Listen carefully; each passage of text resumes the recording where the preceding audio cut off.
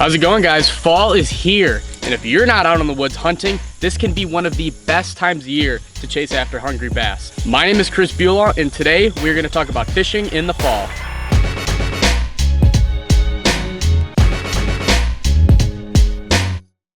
Now, fall is that magical time of year when all the shad in your lake will migrate to the creeks, and in turn, the bass will follow and school up and feed on them aggressively. Now, my favorite baits in the fall are all going to be reaction style baits since the bass are going to be so hungry.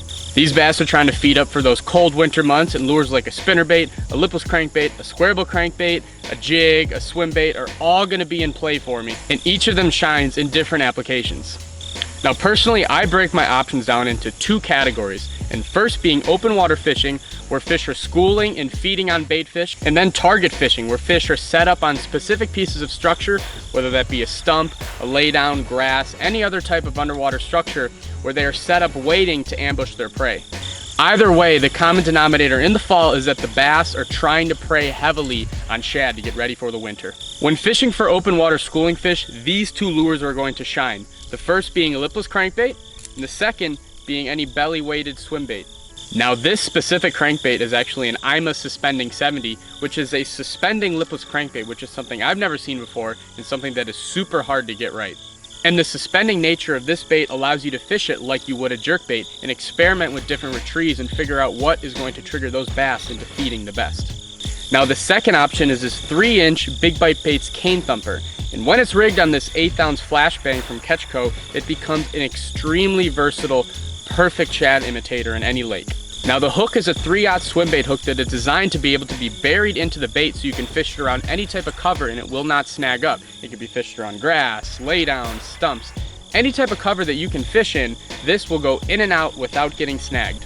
What allows it to do this is the fact that it is made out of tungsten, because tungsten is much smaller than lead and it allows you to go in and out of cover much easier. It's not as big, it's not as bulky, it'll just slither in and out, super easy, no snagging. Now, this bait is actually brand new and exclusive to Catchco, and one of the things I like most about it is this blade on the bottom. But this blade on the bottom sets itself apart from the rest. Two things that this blade does that are going to help you catch more fish. First off, it's going to create a little disturbance behind the bait, so when bass are under it looking up on it, it disguises the bait a little better and they can't see it as well. It just disguises the silhouette of that bait. Now, the second thing it does is it sets itself apart from the hundreds of bait fish that you're likely going to be fishing around. Now, bass love picking on the guy in the group that's different. They love picking on what they think is different, is maybe the weakest link. I've seen it a bunch with smallmouth and largemouth, an example being like an umbrella rig.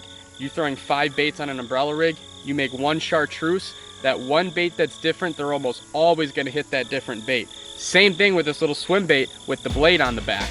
When bass are looking at potentially hundreds of bait fish in front of them that all look the same, this bait is going to catch their eye because it is just something a little different about it, and that being this blade. It just gives it that extra little flash in action that's going to set it apart, and then the bass are going to target this opposed to the hundreds of shad that you're fishing around.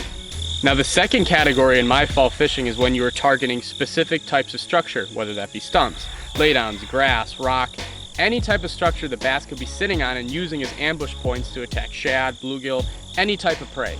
Now, the two things I would use here, first off being a jig, and you can use this net bait mini kick and bee as your trailer on that. This is just one of your standard craw imitators. It can also imitate bluegill for all you northern dudes that don't have any shad in your lakes. And again, this Catchco flashbang with the swim bait or the mini kick and bee is also in play because of the weedless nature of this bait. You can fish this past a stump, a laydown, through grass, and it'll all come out easily and perfectly imitate a bait fish swimming by. Now that we know that the bass are in the coves, they're chasing shad, we know what lures are going to work.